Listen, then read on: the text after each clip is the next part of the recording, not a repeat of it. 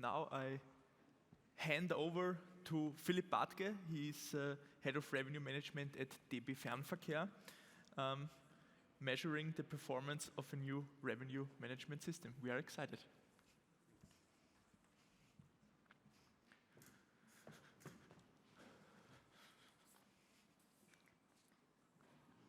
So last year at this conference in Amsterdam, I was giving a talk about our new revenue management system, which is a network-based or O&D-based and a choice-based revenue management system that we were about to introduce. In the meantime, so starting in about April, we deployed this system on some of our top routes. And so one of the questions that we ask ourselves and that management is asking us is, well, how well does it do, right? How well does it manage revenue, actually? And so in today's talk, I want to talk about that a little bit. How can we measure the performance of a new system? How do we know that it's any good? And of course, we hope that it's good because we worked on it for a long time. But how can we know? So I think the easy part is actually measuring the performance of the new system is the easy part. You can just count revenues that you're making with the new system. The hard part is the other question. What would have happened had we not introduced the new system, had we stayed with our old legacy one? And that's what we call the counterfactual. So that's, or you could also call it a control group, or whatever you want. You just need to find out what would have happened had you not taken the action that you took. And you can apply this to new systems. You can also apply this if you do yield tests on different routes. I think it's one of the most important questions actually in revenue management. Once you have a good method for measuring things, then it's really just, you can really automate your trial and error process basically. So I think there are a few options that you can take, and this is not a complete set. Basically, your goal is to find a counterfactual or a control that is pretty close to what you're actually measuring your performance on because you want it to be representative. But then you also need to make sure that it's independent so that you're not influencing your control group with whatever you're doing on your test group. So one of the classic things to do is you just choose a different time period. For example, you just look at last year's revenue and then you compare with this year's revenue, and that's your effect. But of course, things change over time as well, so you can't really be sure if the changes that you're seeing are due to the thing that you did or if they're due to just demand changing over time, different things. Especially now, coming out of a pandemic, for us, it wasn't really an option to use a different time period because demand is developing very dynamically at this point, and there's just not a stable long-term row of data that we could use. One other thing that you could, of course, do is use different routes or markets. So then you don't have the problem of needing to find another time period that is similar, but you can find another route. Again, you have to make sure that those two routes that you're comparing are not interacting, because then, again, you would measure something different than you want. And then another option is, and that's kind of a combination of the two, you try to be a little more sophisticated. You just don't use data from one period or one other route, but you use some sort of statistical or machine learning model that will take data from other stuff, but combine it in a good way to give you an even better control group. So usually this gives you, in a way, the best results, but in the end, the question is, do you trust whatever comes out of it? And the more complex your measurement method is, the harder it is to verify. Again, is it what I measure, is it the actual effect, or is it some quirk or something about my statistical model that I'm building here? So that's also not an easy choice.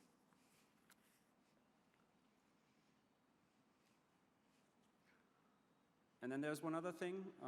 I like to think about time in the travel industry as two-dimensional. You probably all know that. You usually have a time of booking, and then you have a time of travel or, I don't know, stay at the hotel. So whenever you have a pre-booking sort of thing going on, then you have these two time dimensions. And so you cannot really look at a simple time series as you would do typically in these sorts of things, but you really have this two-dimensional thing that you can plot here as like this color-coded rug, or you could think of it as like a three-dimensional landscape of revenues, where you have the day of travel on the one axis, and you have your day of booking or the days before departure on the other axis, and then you can see how your revenues or your bookings go up as you go towards departure. And you can also see those weekly patterns that you have here. You have some seasonal patterns in there. And now that is, like, from there you want to see the effect of the new system. I don't know if anyone can see it with the bare eye. I can't. Because usually the things that we want to measure is relatively small. Like if we introduce a new revenue management system, it's not like a, I mean, it would be cool, but it's not like a 50% uplift in revenue. It's maybe a 3% or 5%. That's, you know, that's a big success, but it's really hard to see in those kinds of charts. So what did we do here? And I'm not saying this is the best choice for everyone. It was just in our situation. That's what we settled on, kind of. So since we introduced the system on a select few routes, we had the option to use other routes as our control group. But because all our routes are a little different, we can't just say, okay, let's compare Munich, Berlin, always compare it to Cologne, Frankfurt. That doesn't work because they're not identical. So we use a statistical model on top of that. And I'm going to show a little bit how that works. Perfect. So we have the luxury, let's say this, at Deutsche Bahn that we have a large network. So we collected booking data from our top 1,000 O&Ds in the network. And each of those basically is an explanatory variable in the model. So those are all the little charts on the left. I'm just showing 20 here of the 1,000. And then we use a regression model to kind of add them all together, like do a weighted average, if you want to call it like that, and to come up with a counterfactual that matches the actual data before we ran the tests as well as possible. And you can use a simple linear regression, or here we're using something a bit more sophisticated, which is a lasso regression. It has the nice effect of actually doing variable selection for us. So we can just plug in all the 1,000 O&Ds, and the algorithm will kind of choose the one that are most helpful for building this counterfactual on the right-hand side. And so we have a nice interpretability, if you will. So here I'm showing you the weights for a subset of those 1,000 O&Ds. So this is to explain, or to build a counterfactual for the route from Munich to Berlin. And you see now that it's using a lot of other routes in our network to kind of build an average that's very similar to Munich, Berlin. And you see that it chooses a lot of routes that originate in Berlin, and it chooses a lot of routes that originate in Munich because they have similar patterns, similar seasonal patterns, similar weekly patterns. And that helps us build a really good control. Pronounce it right, Fernando Castellón, or Castellón. Now, after all this, we can finally start to compute the effect. On the top left, you have the true revenue. That is with the new system in place. At the bottom, you have the counterfactual. So that's what we built from putting all together this model from those 1,000 other O&Ds.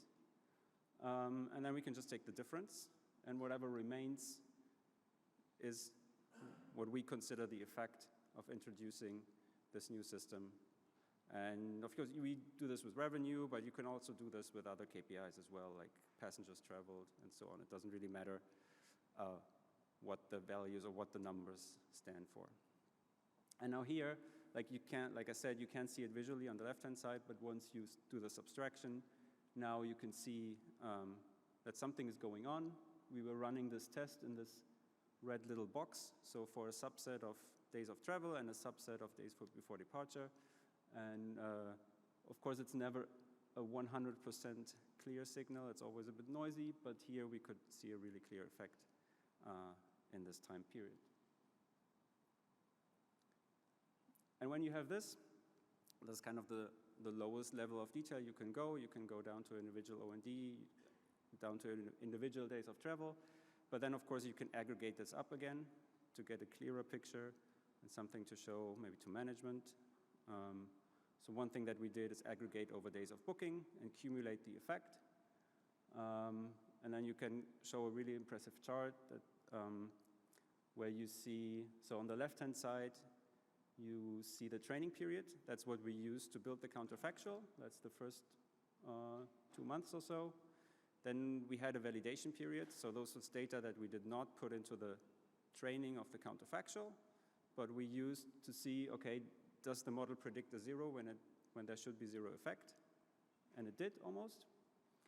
And then mid of April, we deployed the new system, and then you can see how the revenue effect builds up from day over day. There's a bit of variation in there, so it's not, so it's interesting for us to see, and it really helps us to look, so we can open this dashboard every day and see, okay, what was the incremental revenue effect yesterday, what was it before that? And so we can also see all the adjustments that we're making now in the first few weeks of using this new system and see how they work and how they don't work. And it also helps us a lot with the change process in our organization. So we have to get our analysts used to the new system. Our analysts are really, really good at finding all the little edge cases where it doesn't work so well. So it's always good to also be able to show the big picture and say, hey, we know there's some edge cases, but look at this in general. We can tell you that it's really worth the effort and going through with this new system. So that's it from my side. I hope this was helpful or insightful for some of you. And if you have any questions, feel free to ask me now or afterwards. Thanks, Philipp. Sorry for taking the